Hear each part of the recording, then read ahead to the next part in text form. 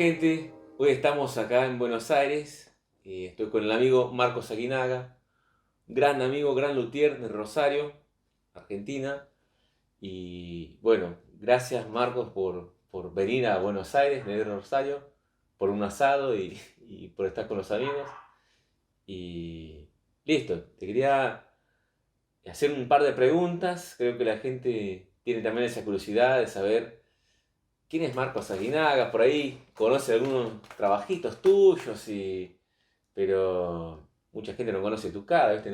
No está en Facebook, esas cosas. Entonces, bueno, bienvenido y gracias por estar. Gracias, Jan, a vos por proponerme esto, invitarme y tener un espacio para contar algo de mi historia y bueno, compartir nuestra amistad. Y es lindo venir acá con la excusa de que vengas después de muchos años de no verte, de no ver a otros amigos y bueno, eh, lo que quieras preguntar. Bien, bien. Sí, viste, como yo ya sé un par de las respuestas de las preguntas que voy a hacer, pero ¿cómo llegaste al bandoneón? Porque originalmente vos, por lo que yo sé, no tocabas el bandoneón, no sos un tanguero ni nada. Empezaste con otra cosa, tengo entendido, ¿no? ¿Cómo llegaste al bandoneón? ¿Qué hacías antes? No sé. Eh, claro, yo me encuentro con el oficio de la lutería de casualidad. Yo hice muchos oficios hace muchos años y en esos oficios trabajé con caña y en eso de trabajar con caña, de hacer artículos de caña, se unió mi gusto por la música andina, o sea, los instrumentos de viento, ¿No? los aerófonos, Decís tipo sico, quena. siku, quenas y todo eso. Entonces logré hacer una quena por primera vez de manera así intuitiva y ahí me cayó la ficha que era lo que yo quería hacer. Había pasado por muchos oficios. ¿Qué tipo de oficio, por ejemplo? Desde artesanía fabriqué millones de cosas, desde velas hasta, no sé, trabajando en obra, en pintura, colocación de pisos, bueno, hice un montón de cosas, pero bueno, en la búsqueda de la artesanía, de la producción de objetos decorativos y todo, bueno, me topé con hacer con artículos de caña, bombillas, cucharas, portasomeros, bueno, un montón de artículos que tenía que ver con el contacto con la caña, Manualidades. claro, manualidades. Y bueno, un hermano me regaló un instrumento de barro, una ocarina. Ocarina, una ocarina. Y eso me llevó a conocer a un músico que era un quenista, que es un quenista, mejor dicho, muy conocido en Argentina, eh, que fue muy generoso conmigo, sobre todo cuando yo hice una réplica de una quena chiquita. Y me alentó eso y eso me dio motivo y dije, bueno, esto es lo que quiero hacer. Y me agarró como una sed así de Transformar viento en nota. sí, de todo, ¿viste? Quería hacer todo tipo de instrumentos. Bueno, y hice un montón de tipos de instrumentos de manera autodidacta, intuitiva. Llegué a tener varios años un puesto de instrumentos variados, de aerófonos, membranófonos, cordófonos. Algunos clásicos, otros eran experimentales. Y bueno, me metí en un mundo y en ese mundo que me metí me topo de casualidad con una bandónica, que es como un bandoneón, es como una verdulera, vamos a Claro, decir, es esto, ¿no? Es esta verdulera con forma de bandoneón. con forma de bandoneón. Claro, Es que, 8 bajos normalmente y exactamente, 2 hileras. que colgaba así en una compraventa, todo roto, el fuelle. Me acuerdo que lo compré en 20 pesos. 20 pesos. Y En dije, aquel entonces. en aquel entonces. ¿Eso qué Y, año más o menos? y eso fue en el año 97. Mira.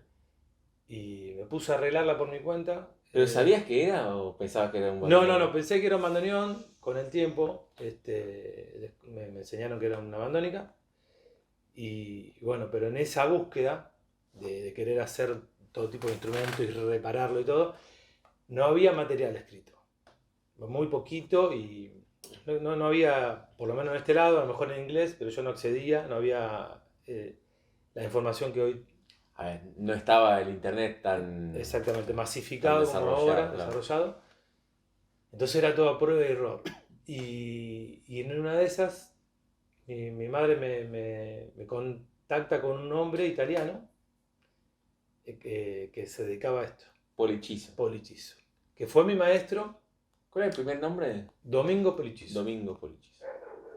Y en eso de ir a contactarlo, lo tuve que perseguir por varios años para que me enseñe. ¿Cómo fue eso de perseguirlo? Fue muy gracioso porque, claro, yo tenía pelo largo, barba, Un hippie. era un hippie, ¿viste? Y claro, para esta persona mayor, con ya su oficio y todo, no quería abrir la puerta a nadie, ¿viste? Era Tano, dijiste, ¿no? Era italiano, sí. Y me acuerdo que le golpeo, mire, soy tal, soy el hijo de Miriam, que se conocían, qué sé yo. Y el viejito enseguida, no, de ninguna manera, no enseño a nadie, hasta luego. Y me cerró, no una vez, varias veces la puerta. Hasta que con el tiempo, bueno, logré que me enseñe. No aprendí de la manera que me hubiese gustado, que era aprender con él, haciendo con él, sino que aprendí mucho de palabra, de hacerle preguntas y consultas. ¿Él dónde había aprendido el oficio? ¿Tenés esa data? Sí, él en realidad, por necesidad, él era acordeonista y por necesidad aprendió en Italia, y acá se perfeccionó. Inclusive él conoce el bandoneón acá en Argentina, no lo conocía. Ah, no lo conocía antes, claro. Y me dijo que se volvió loco. O sea, un día quiso tirar el bandoneón por la ventana porque no podía reparar unas cosas. Sí. Bueno, encontrarle la vuelta. encontrarle la vuelta, renegó. Y bueno, nada, en eso yo hice mi experiencia con él en mi taller y hasta pasaron cosas donde yo no le entendía, porque él hablaba un poco italiano, un poco castellano, o sea, hablaba bien castellano, pero nombrábamos las cosas diferentes. Entonces yo de palabra había entendido algo y fui a mi casa y hice cualquiera, ¿viste? Ah, me contaste con la piastrina, ¿no? Sí, yo creí que había que desremachar las lengüetas. Ah, está buenísimo. Para limpiarla, Para ¿no? limpiarla del óxido. Entonces me encontré desremachando un montón de lengüetas y teniendo que remacharlas de nuevo y nada, Obviamente es me imposible. retó en todos los idiomas.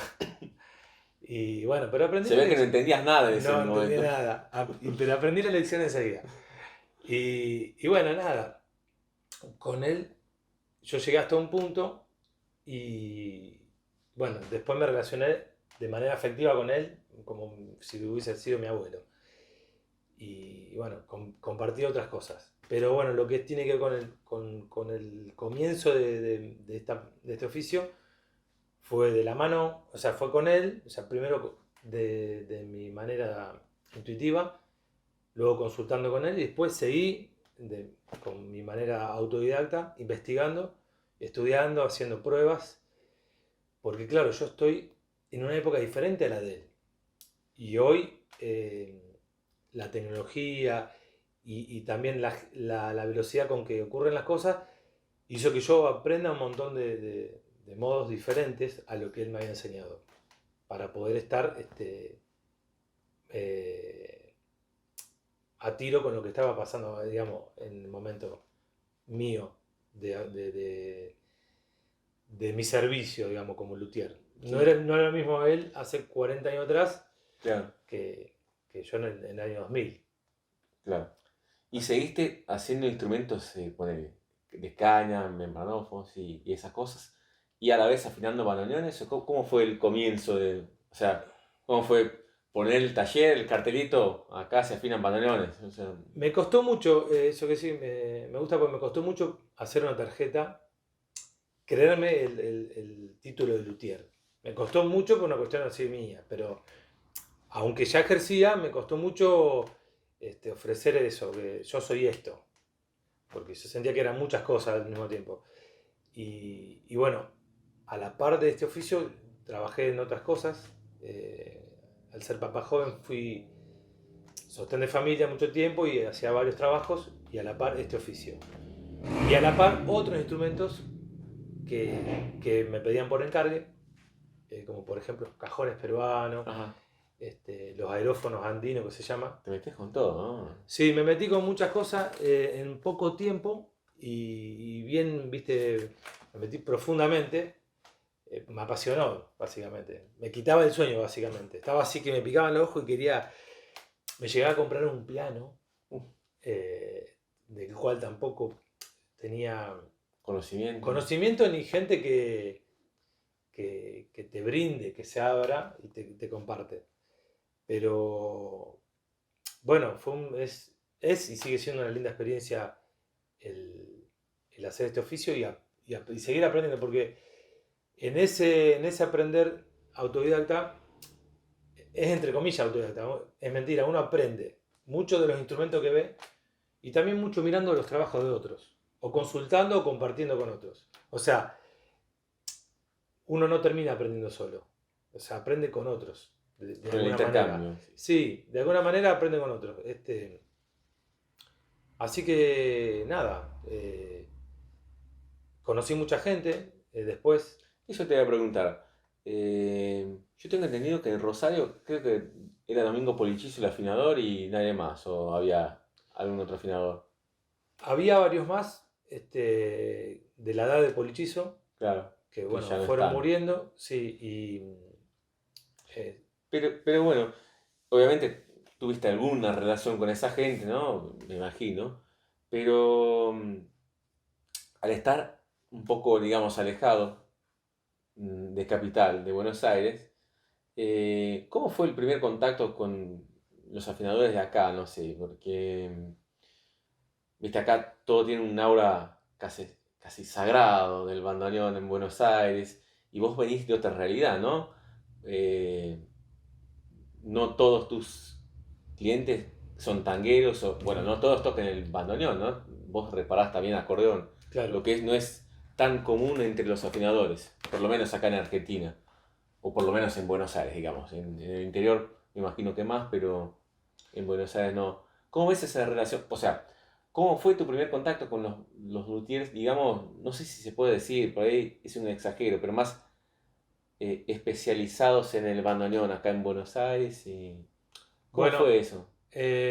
yo primero allá en Rosario me contacto cuando yo me pongo a trabajar más intensivamente, y que hago mis propias tarjetas y difundo lo que yo hago, específicamente con la afinación y reparación de bandoneón, de acordeones chamameceras y acordeones a piano. eh, Me contacto yo por teléfono, llamo a cada uno de los afinadores que había en ese momento y me presento. Soy Sí. tal, me dedico a esto hace un tiempo, aprendí con Domingo Polichizo, acá estoy para lo que necesitemos, o que necesite o lo que fuera. O sea, antes de que empiecen a decir, hay un pibe que está laburando, no sé qué, Mm. yo elegí presentarme yo y poder estar en contacto desde ahí. Entonces tomo mi primer contacto con algunos afinadores de Rosario. Con lo cual, con varios intercambiamos cosas, saberes, materiales, eh, Técnicas. técnicas, sí. En realidad uno lo que comparte mucho también es sufrimiento. Sí. Cuando no te pasan, no te salen las cosas, vos compartís, que eso es lo más rico me parece. Las perdidas, las ganadas, viste, no están buenas como debe ser. Las ganadas son ganadas de casualidad, pero en esto de aprender muchas cosas, de esta manera, que es mucho a pulmón, mucho buscando soluciones, porque básicamente uno aprende lo que yo creo desorganizadamente, hasta que en un momento uno puede organizar el conocimiento y de alguna manera, bueno, ya tiene varios métodos para hacer cosas y, y en eso está más organizado, pero al principio es todo un mundo de cosas diferentes y cosas que hay que aprender para trabajar con instrumentos que tienen problemática. Pues no olvidemos que es una máquina de sonido Sí. que tiene muchas partes, entonces bueno. Y en eso de compartir con otros colegas, me gusta a mí compartir eso de las perdidas, no saber cómo hacer con una particularidad, con algo, alguna disfunción, algún problemita, bueno. Y luego de compartir eso en Rosario, me contacto con Oscar Fischer, de Fisher. la Casa de Bandoneón, Sí. donde también compartimos amistad y saberes, y esto es lo que te decía intercambiar. De perdidas también. Sí, de perdidas, claro.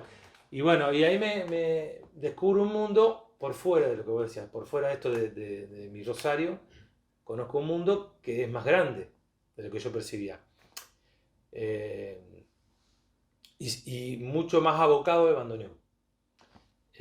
Por lo menos desde la casa de bandoneón con Oscar, que Oscar no afinaba, o no afina acordeón. Yo creo que la mayoría de los afinadores en Buenos Aires no afina acordeón. Hay unos cuantos que sí, yo lo que fui viendo es que hay afinadores que solo afinan bandoneón, afinadores que solo afinan acordeón y Pocos pocos que hacen afinen los dos. ambas cosas, Sí. y de los que afinaban ambas cosas le suelen escapar el bandoneón Sí. porque tiene muchas dificultades. Entonces, bueno. Y bueno, así fue como empecé a sacar las narices, vamos a decir, de mi lugar y también entender cómo venía todo este proceso de cambio de generación Sí. de luthieres, Sí. de afinadores. Bueno, puede que mucha gente no lo sepa, pero vos hacés lindos botones entre otros repuestos. Sí, Mucha gente toca bandoneones con tus botones y no sabe que son tuyos. claro. En algún momento se te dio por hacer repuestos. ¿Viste una necesidad en el mundo de la adultería de bandoneón para estos repuestos? ¿Cómo fue eso de empezar a hacer repuestos? Sí, siempre hubo dificultad en conseguir repuestos originales o de buena calidad. Entonces, de la Estamos hablando de necesidad botones, ¿de qué más? de botones, de partes de los muñequitos articulados, cojinetes. cojinetes, ornamentos. Bueno, en ese sentido, yo tuve una charla con Oscar donde yo tenía ya resuelto que hacían falta material de repuesto y que costaba conseguirlo. Entonces, bueno, le dije, decime qué es lo que hace falta. Mira. Tuve una charla así, decime qué hace falta. Y me dice, yo necesito... Por demanda. Por demanda. Y si podés hacer esto, sería un golazo. Entonces, bueno, me puse en campaña y logramos hacer unos botones, lo cual a mí me da placer, me enorgullece, no sé decir la palabra. Sí. Pero bueno, me da gusto que varios colegas que han podido hacer su primer bandoneón y ahí a partir de muchos otros tengan teclas que yo les he fabricado y otras piezas más y bueno. E incluso bandoneones de fábricas europeas con tus Sí, con sí, tus sí, sí, botones. sí. Ha pasado que han pedido cambiar el teclado de la AA por teclados que yo he proporcionado. Pero bueno, sí, es la parte del mundo de los repuestos, es un agregado al servicio que uno brinda. Y bueno, de entre las varias discusiones que tuvimos, ¿no? Se nota que experimentás mucho, Sí. ¿no? Eso creo que viene de tu pasado autodidacta también, ¿no? Sí, Porque tuvimos muchas discusiones ya sobre eso, ¿no? Nunca se terminan las discusiones. sí, es cierto eso. Se ve que tenés mucho interés en la física por detrás de las cosas. Siempre Sí, estás detrás en la del porqué pregunta, de las... nunca estoy satisfecho, o sea, yo siempre me hago preguntas. Es como una gimnasia, un método que tengo. ¿Por qué de esta manera y no de otra? ¿Por qué así? O sea, me parece que la clave de muchos trabajos, de muchas cosas que uno hace, da por supuesto muchas cosas de antemano. O sea, ¿por qué? Por ejemplo, ¿por qué nos sentamos en la mesa a comer? Digamos, reunidos en la mesa, pudiendo comer cada uno en una silla, digamos. Desde una pregunta tan simple de un cotidiano que lo aceptamos como algo obvio y natural, que puede ser cultural, en respecto de los acordeones, de los instrumentos y todo, yo me hago esa pregunta. ¿Por qué este botón acá y no acá? ¿Por qué esta nota acá y esta otra nota acá y no otra? ¿Por qué este material y no otro? O sea, me parece que yo encontré un buen método para mí preguntarme, ¿por qué esto cuando puedo hacer otra cosa? Y en eso empieza la gran investigación, que puede participar la física, la química, las propiedades acústicas, lo que fuera. Pero En mi familia, mi viejo, mi papá, de chico nosotros lo vimos desarmar cosas. Ah, Y entonces tuvimos la curiosidad de ver qué hay detrás. sí. Me De encantaba todo, también. claro, de lavarropa, calefones, Relojes. relojes, máquinas. Mi viejo es mecánico de máquina de imprenta. Entonces, hemos visto muchos mecanismos, muchas cosas de ese tipo y, claro, nos despertó la curiosidad. Y también ese ejercicio de preguntarse por qué acá y por qué no acá, que hay un porqué, que fundamenta las cosas como están hechas. Sí, Entonces, una razón. una razón. Y bueno, y esa gimnasia con mis hermanos la hemos tenido a lo largo de la vida, aplicada a muchos oficios. Entonces, bueno, desde ahí me parece que me posiciono yo frente a el hacer. La contra que veo de la manera autodidacta digamos, de aprender, es que uno termina aprendiendo desorganizadamente y también se puede desviar desde la primera intención de la Sí. búsqueda. Sacar conclusiones equivocadas. Sacar conclusiones equivocadas o olvidarse de lo que estaba buscando como búsqueda concreta porque surgen otras cosas. Entonces, a veces es necesario el saber organizado. Sí. Aunque, en mi opinión, el saber organizado no es más que es una manera de hacer las cosas. De muchas maneras posibles. O sea, el resultado que uno espera es el resultado de un instrumento sonando bien es el mismo. Todos queremos que suene de una manera agradable, afinada, fluida, pero el método de cómo llegar hay muchas maneras. Entonces cada afinador o cada técnico tiene una manera que si enseña puede ofrecer esa manera. Si bien cada técnico afinador tiene una manera de hacer, ¿no? Vos tenés clientes que tocan un repertorio muy variado, muy distinto, ¿no? Tenés desde acordeonistas chamameceros a uno que toca el bandoneón en orquesta de tango o el que toca el bandoneón solo en una habitación en la casa. Eh, ¿Cómo lo planteás? En una afinación, ¿te gusta conocer quién es el músico para por ahí, viste, no sé, dejar la lengüeta más alta o Es muy buena pregunta. Esa me parece que ahí está la clave de mi función. Yo soy un intermediario entre el músico y el instrumento. Para que el músico se exprese como quiere expresarse en la situación que vive musical, utiliza un medio que es el instrumento. Yo los reparo, los transformo, los modifico en función de la necesidad del cliente, del músico en este caso, y ahí lo que me gusta hacer es un ida y vuelta. Conocer cómo toca cada uno, ya sea viéndolo tocar, conocerle el estilo de música que hace, los shapes que tiene, o escucharlo tocar. A mí hay algo lindo que me pasó, que fue que cuando le afiné por primera vez a Marcos Camino, que es el acordeonista de Los Palmeras, de música cumbia santafesina, él tiene un sonido en su instrumento característico. Entonces yo tuve que escuchar varios discos para descubrir ese timbre o esa característica del instrumento. Para poder yo acercarme a su necesidad. Entonces yo ahí tuve que indagar, no solo verlo tocar y hacerle ciertas preguntas técnicas, sino escuchar su material. Y bueno, fue una de las cosas más... Son desafíos como lo puedo hacer con un tanguero, con un chamamecero, un folclorista, lo que sea. Pero me parece que esa es la clave, poder hacer un ida y vuelta. Y bueno, o sea, logré que él se sienta cómodo con esa tímbrica, ese estilo de música. Y bueno, eso es una satisfacción, me parece grande, poder complacer a los músicos. en ese proceso de ida y de vuelta, ¿no pensás que a veces el músico no sabe bien qué quiere del instrumento?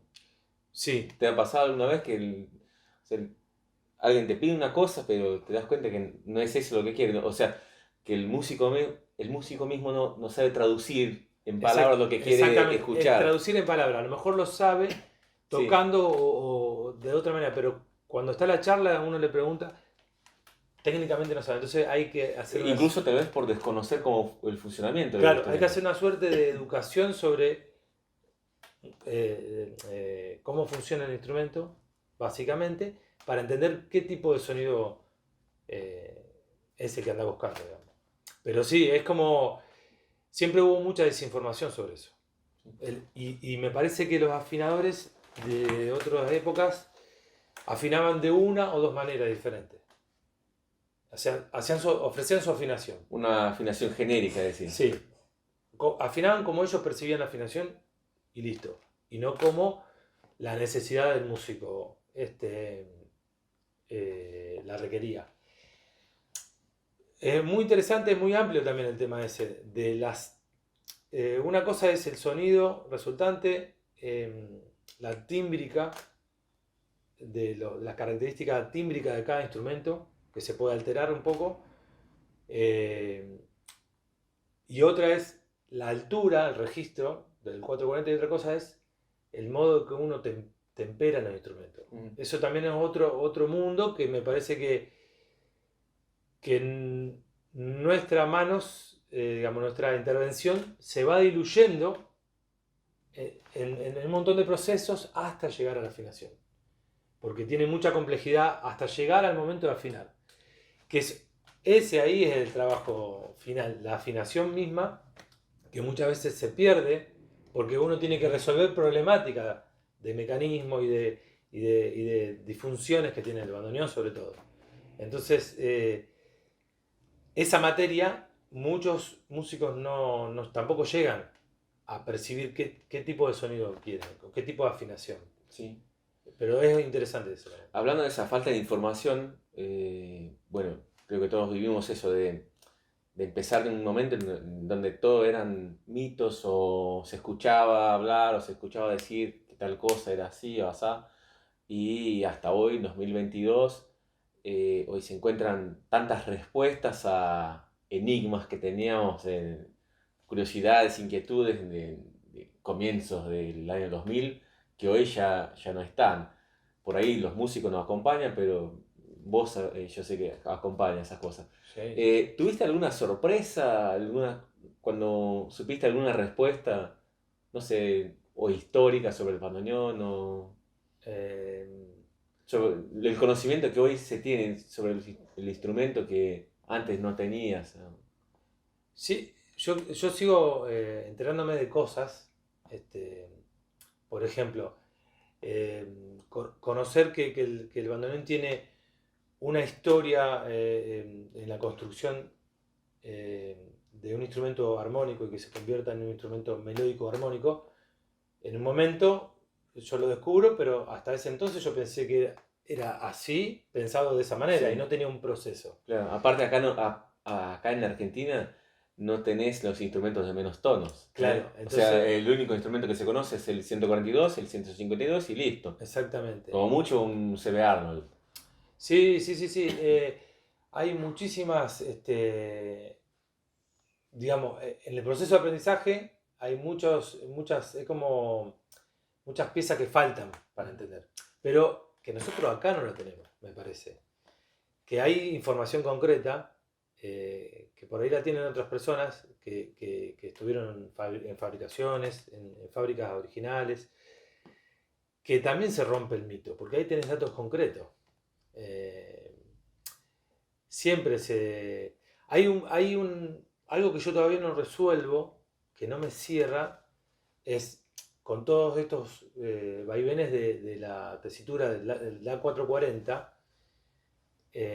con las afinaciones brillantes en el chamamé 445, 447. Picante. Claro, hay unos huecos en la información que yo tengo mis propias conjeturas, son medio agarradas de los pelos, pero que bien podrían ser. Pero bueno, hay mucho mito también de eso, mucha información que no tiene sustento. Sí, que a veces, Basado en... a veces son explicaciones también muy sencillas. Muy Como, apresuradas. No, No, pero también a veces muy, muy sencillas, como el hecho de que, bueno, ¿por qué los chamameceros les gusta la afinación bastante picante? Bueno, porque, viste, por el tipo de la música que tiene esas sextas así que, que explotan. que explotan, queda lindo con la afinación más alta y es la percepción de uno, ¿no? Sí, sí, yo creo que en el mundo de la desinformación te podés encontrar con cualquier cosa. Y encima, como uno aprende desorganizadamente, y mis colegas que venían antes también, o sea, las generaciones anteriores también aprendieron desorganizadamente. Aprendieron mucho con lo que pudieron hacer. Aprendieron un libreto, vamos a decir, una forma de Sí. hacer las cosas, y el mismo trabajo te condiciona a no seguir aprendiendo porque tenés que tener más tiempo extra para experimentar Mm. y o consultar, compartir con colegas, leer, estudiar física, acústica y esa Y probar, y y probar. probar, claro, al fin y al cabo probar y sacar conclusiones, que a veces después de esas conclusiones, Te das cuenta que cuando no, no, no, no, no estaban bien. yo tengo un cuaderno lleno de escrituras que dicen nota. Ajá. Para tal situación, le pongo fecha. Y al tiempo esa información se contradice con la nueva nota que dice, eso que dije en el año tal. Pero está bueno, ¿mantenés ese Sí, cuaderno? sí, sí, sí, sí, tengo un montón ¿Desde qué año más o menos? Y del 2000, por ahí. Fantástico, Sí, sí, sí. fenómeno. Cuadernillos tengo un montón de hallazgos, taca, taca, lo anoto y después compruebo que no. ¿Viste? Está Sí, por lo buenísimo. menos me pone en gimnasia, todo el Sí. tiempo en una búsqueda que... a mí no me gusta conformarme con una verdad y hacer la plancha. Cuando yo siento que estoy haciendo la plancha, digo, no, estoy en problema, no. Porque cuando uno llega a una seguridad de algo así, nos deja de abrirse al saber. Y cierra, ¿viste? La página y ya está. Y me parece que a mí me hace crecer más poder tener la puertita abierta al saber y que lo que yo comprobé, ponerlo en duda. Aunque yo en ese momento esté convencido de eso, de que el método es así, o de que esta es la mejor manera, eh, yo aprendo mucho y he aprendido mucho, y espero seguir aprendiendo, de muchos colegas, inclusive de mis hijos. Yo consulto mucho con gente que no tiene nada que ver con el oficio, a ver qué percepción tiene de lo que yo escucho, de lo que... consulto mucho y reviso mucho trabajos de otros, observo, y lo que a mí me enseña mucho eso es, y que me hace pensar, digo, ¿qué lo llevó a hacer esto? Ah, decís, por Porque ejemplo, abrís un bandoneón al final por un con un colega colega, claro, y a ver qué hizo, no con el sentido de crítica, claro, pero ¿qué camino, por qué hace por así? qué agarró por acá? ¿Viste? ¿Por qué tomó este camino y no este? O cómo encaró una problemática. ¿Entendés? A mí me ayuda mucho a... Yo creo que cuando uno ve el trabajo de otro tiene dos posibilidades fundamentales. Criticar Que es la más fácil, vilmente, la más fácil, cuando es diferente a lo nuestro, claro. o pensar, ¿qué lo llevó a tomar este camino y a proponer esto? Pudiendo haber tomado ese camino, se tomó Claro, otro y por qué. ¿por qué? Eh, bueno, a mí eso me enriquece mucho y me parece que es un buen método, eh, que al final termina siendo el conocimiento muy global. Porque yo aprendo de las cosas que me parecen que no están buenas, de las que son diferentes y de las que coinciden conmigo. Pero cuando yo coinciden mucho conmigo, las formas, yo empiezo a hacer la plancha, a relajarme y creo que estoy en lo correcto y dejo de aprender. Sí. Eso es lo que yo no quiero. Y me parece que una manera buena es esa, es poder pensar que hay otras maneras de hacer las cosas diferentes. Y bueno, Sí. Bueno, y con relación a esto también, en los últimos años empezaron a aparecer, por lo menos en este lado del mundo, los bandoneones nuevos. Viste que ya rompen con el mito de que no se pueden hacer nuevos bandoneones y creo que ya tuviste contacto con bandoneones nuevos, sí, ¿no? sí, sí. hechos en Argentina y en Y Europa. otros, sí, sí, sí. Sí. ¿Y crees que eso también que decir? O sea, no hay una sola manera de hacer un bandoneón, no hay una sola manera de hacer las cosas, como dijiste antes, que Sí, sí. hay otras maneras de hacer, porque ya incorporan otros métodos de construcción, tienen una tímbrica distinta. ¿Qué opinás? Yo creo que todo está supeditado a la mirada, a las miradas. Es una cuestión de miradas. Digamos, eh, me parece que hoy hay mucha necesidad, muchas herramientas, mucha tecnología puesta en hacer las cosas de mil maneras. El tema es ese, poder hacer las cosas a conciencia, o sea, manejar las técnicas, poder hacer las cosas a conciencia y no a la suerte. Me quedó como me quedó, lo afiné como pude y me quedó, no, yo controlé lo que hice. Si yo controlo la técnica, sé lo que estoy haciendo y busco un resultado final. O sea, por ejemplo, un tema gran discutido de mitos y cosas que se dicen, eh, la lengüeta de bastado contorno o con Sí, lima sí, sí. o válvula sintética, válvula de cuero. Esa grieta, ese parteagua, eh, lejos de toda esa discusión que para mí no lleva a ningún lado, más que posicionarse, me parece lo que está bueno es enriquecerse de eso y poder tomar una decisión y manejar. Si yo quiero una tímbrica determinada y si yo quiero un desbaste de una manera o si quiero otro desbaste, o sea, poder analizar las cosas de una manera Hacerlas a conscientemente. conciencia del resultado que yo quiero buscar final, en cuanto a tímbrica o a resultado sonoro. Pero me parece que discutir cuestiones así moralistas, como por ejemplo, Sí, goma laca sí, P1 en claro, público. lacas sintéticas no, eh, me parece que ahí es donde empieza a jugar un criterio profesional de ser consciente de lo que uno hace, de tener una charla consciente y honesta con el compromiso con lo que uno hace y una mirada con lo que uno hace. Me parece que lo lindo es poder mirar la situación yo por lo menos lo interpreto así. Para mí los instrumentos son un medio de expresión de las personas, de la sociedad, de las culturas. Eh, las calidades, mejor y peor, eso se corre de esa necesidad de expresión, de ese vínculo con la música. Entonces me parece que la mirada básica es, ¿cuál es el objetivo del instrumento? Poder expresarse. Bien, entonces bueno, hagamos cosas que nos ayuden a expresarnos. Fantástico. Es Nos una falta herramienta, una una herramienta. herramienta más. Entonces, bueno, las fábricas cerraron, bueno, hagamos, si hay necesidad de que sigamos expresándonos con estos instrumentos, fabriquemos nuevos, seamos afinadores y luthieres de hoy, no de antes, y aprovechemos toda la tecnología que hay.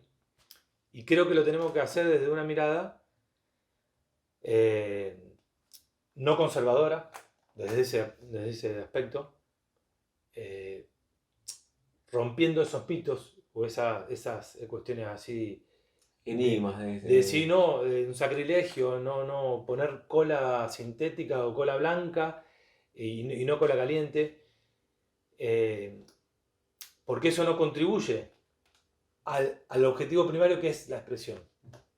Contribuye a una elite y a una cuestión así muy, me parece muy puntillosa, que no contribuye justamente a eso, a que fluya la necesidad de que haya instrumentos. O sea, primero la mirada, entonces, como yo creo, la mirada conservadora. Romper con esa mirada conservadora. Luego romper con la mirada eurocentrista, que allá en Europa, como allá en Europa o Alemania, no se pueden hacer, no hay, nosotros como no somos capaces. Sí. Eh, tenemos fundamento para decir que sí somos capaces. Sí. Entonces, dejar de ser conservador en la mirada, yo apunto a eso, a dejar de ser eurocentrista en esa mirada de que Europa puede todo y nosotros no, que lo que era antes, ¿no? Son imposibles de reproducir. de reproducir, y pasando por la mirada machista en el mundo del tango, que las mujeres no empujan tanto el fuelle como el hombre, ¿me entendés? Sí. Creo que hay que revertir ciertas miradas que ya no sirven, no nos aportan. Son trabas, son muchos prejuicios. Entonces, romper las miradas desde ese aspecto, inclusive te voy a decir más, romper la mirada del bandoneón puesto en una elite. A mí me pasa esto, que yo afino tantos acordeones chamameceros como acordeones a piano y bandoneones. Entonces, me ha pasado que yo he dicho, soy afinador de acordeones, y me han mirado, mira, qué pintoresco acordeón. Pero si yo digo bandoneón, por lo popular, claro, que es en Argentina. Si yo digo bandoneón, parece que la cosa cobrará. Hora... Sí, y me parece que eso es una mirada bastante discriminatoria y equivocada de cierto sector, porque mucha gente debe asociar a los acordeones a lo popular, de clase baja, sí. y eso menosprecia, sí, a todo un montón de gente que sea donde sea que viva, necesita expresarse con el instrumento que tiene, y ya. Me parece que eso es lo más importante. Entonces, tenemos que dejar de tener esas miradas que no aportan, ser un poco más humanos en eso de tener un guiño más cómplice con la necesidad que todos tenemos. Porque si no, después nos quejamos de que mucha gente, que los pibes están en cualquiera, que la juventud está perdida, sí, que lo de antes ya está, no existe más, que la fábrica, sí, pero tampoco permitimos que aparezca lo nuevo. Siempre tenemos un hacha que va talando por moral, por prejuicio, por ser conservador, y me parece que va todo en la mirada de cómo uno hace las cosas y el compromiso con lo que la función de cada uno. Mi función es ser intermediario entre el músico y el instrumento. Bien, fantástico. Bueno, yo cómo puedo contribuir para que el músico se exprese como se quiera expresar y necesite expresarse usando este medio. Y ya. Me parece que eso, ahí sí donde yo hago la plancha. Capaz que el día de mañana piense diferente, pero hoy pienso esto. Sí. ¿Y nunca te planteaste la idea de hacerte tu propio instrumento o algo así? Arranqué haciendo... Bueno, no, a ver, y bandoneón, claro, instrumento. Sí, claro que me lo planteé muchas veces. De hecho, siempre estoy cerca de... De hecho, hice casi todos los procesos por separado. Claro. Claro, hiciste máquinas, hice torres, hice caballete, hice... Carpias, cojinetes, martillo, botones. De piezas por separado. Nunca las pusiste juntas. Nunca las puse juntas, es cierto. Y claro, está el tema de los peines. Los peines que son caros, pero bueno. Y me parece que me agarró un poco, en eso un poco cansado. Y quizás ese lugar lo están ocupando otras personas que son muy talentosas y que tienen la energía puesta ahí. Y que quizás yo ya estoy un poco cansado y justo ahora encima hay muchas cosas que facilitan poder hacerlo. Eso está bueno. Pero bueno, yo experimenté tanto que por ahí estoy cansado. Y también entendí algo que me parece que es fundamental, que uno a veces se ambiciona desde el ombligo de uno. O sea, yo puedo hacer todo. Lo digo como vivenciado desde mí, ¿no? Sí, claro. Yo puedo porque hacer ya esto. Hiciste de todo. Sí, yo puedo hacer esto, puedo eso. Pero que en realidad termina siendo mentira. Uno hace de todo, pero a mí me hicieron el aguante mi familia, mi pareja, mis hijos, mis amigos, mis colegas. O sea, hay un montón de gente que te ayuda indirectamente a que yo lo haga. Entonces, la necesidad... Y a veces paga por eso, ¿no? O sea, la gente que está a tu lado... Sí, te bancan, o sea, te sostienen, te alientan en un proyecto, pero me parece que lo que tiene bueno esto es que es una máquina de sonido. Fabricar uno es interesante, pero yo, en lo que me está pasando en este momento, que no tengo el deseo individual de hacerlo. Sí. como un deseo individual, porque entiendo que es algo de muchos procesos donde interviene mucha gente. Sí, pero, por ejemplo, primero hablando de instrumentos nuevos, ¿no? Hablamos de que, bueno, en algún momento en Argentina se dijo, bueno, por acá también se puede. O sea, una mirada conservadora de que no se podía, porque eso y aquello, y bueno, y ahora se puede. Después, también mencionás el hecho de que por ahí sí, se puede hacer acá, pero no hay la necesidad de que lo haga yo entero el bandoneón desde el, no sé, del tornillo hasta el peine de la lengüeta. Claro. Eh, Hoy día me parece que es imposible construir, hoy por hoy, ¿no? Eh, o imposible o por ahí muy costoso, no tendría sentido producir todas las piezas del instrumento, porque, bueno, están los botones de uno, los cojinetes de otro, y eh, ¿vos crees que esa idea o ese afán de hacer el instrumento desde cero, o casi todo el instrumento uno mismo, también no tira para atrás el hecho de construir bandoneones? ¿Crees que me parece que hay una necesidad, ¿no? Bueno, ¿para qué voy a hacer teclados si el otro tipo me los hace lindo? O sea, ¿para qué voy a hacer peines si los otros chicos lo hacen, ya lo hacen? Eh, No te entendí si la pregunta es si digamos, detiene el hacer, el querer hacer uno mismo. Sí, sí. Sí, claramente, Sí. claramente. De hecho, hay un montón de situaciones ya resueltas Sí. que hacen otros. O sea, Los lustres, hay gente que ilustra lindo. sí, hay trabajos Y- especializados en sí. cada área del instrumento que me parece que hay que contar con ellos, sí, claramente.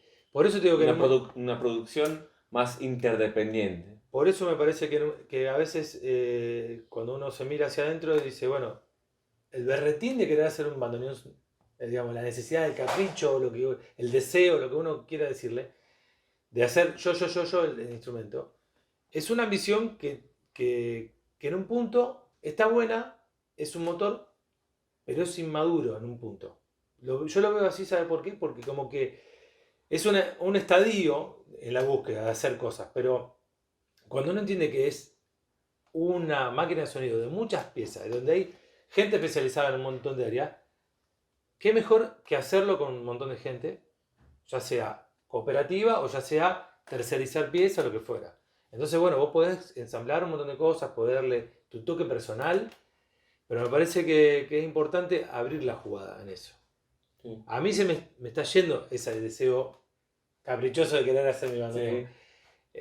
Capaz que porque lo sacié, lo calmé ese deseo haciendo otras cosas. Claro. Pero bueno, me parece que en eso me gusta buscar un poco más, un pensamiento más creativo de decir, bueno, hago con otros. ¿Estás en eso bueno, desde que tocaste la puerta Polichizo hasta hoy, ponele 20, 25 años con el bandoneón, ¿no? ¿Qué dirías hoy al joven Marquitos Aguinaga, el hippie? ¿Tendrías un mensaje para el chico te toca la puerta y dice, hola Marco? ¿Qué le diría al barbeta de pelo Es largo? más, ¿le abrirías a la puerta a ese hippie o no? No sé. Lo pisaría con el auto, con la bicicleta, claro. No, ¿O crees que valió la pena insistir? Sí. Insistir con algo siempre vale la pena, me parece. Y más cuando te alientan. Por ejemplo, mucha gente me alentó. Mi viejo me dijo una cosa clave, que fue, yo quería largar todo, ¿viste? Yo fui papá joven, entonces tenía varios trabajos y tenía un altillito en el taller en un altillo, y tenía un montón de instrumentos, ¿viste? Y puchereaba, no me daba de comer como me tenía que dar. Entonces yo lo quería largar y hacer otras cosas, ganar plata. Y me dijo algo básico, no lo dejes a esto, que el día de mañana te va a dar de comer. Y le hice caso, y con todas las penurias y el esfuerzo que conlleva sostener varios trabajos, para que el día de mañana un oficio te dé Sí. de comer solamente eso. Bueno, me parece que claramente que vale la pena. Profundizar en algo está bueno. Me parece que valió la pena también seguir algo, ¿viste? Cuando te pica algo que querés atender a eso, darle bolilla a eso. Sí. O sea, ese pibe de hace 25 años tenía ganas, tenía mucha sed, ¿viste? Se le iba el sueño en eso. Entonces, me parece que está bueno atender eso, lo que fuera que sea. Cualquier pasión o cualquier gusto me parece que está bueno, que te lleve hasta donde te lleve o que haga lo que haga, pero está bueno atender a eso. Me parece lindo eso. O sea que le diría que haga lo mismo, haga otras cosas, que indague, que se siga comunicando con gente, que abra, porque me parece que comunicarse con gente abre la jugada. Sí. No encerrarse en el taller. Eso le diría. Yeah. Eh, Y el banán seguramente te llevó a muchos lados, ¿no? sí. Unos más lindos, otros más feos, pero algunas buenas experiencias, otras malas, pero algo así que te llamó la atención, ¿de dónde pensaste, que la música o el oficio me trajo hasta acá y nunca me lo hubiera imaginado? No sé. Bueno, lo primero que pensé, dos cosas me impactó. Domingo Politizo, mi maestro, cuando escuché que él dijo que yo en un año aprendí lo que él aprendió en 40, fue el primer impacto que me dio. Claro, yo venía fabricando cosas, entonces para mí fue más fácil, pero fue lo primero que me impactó. Y lo segundo fue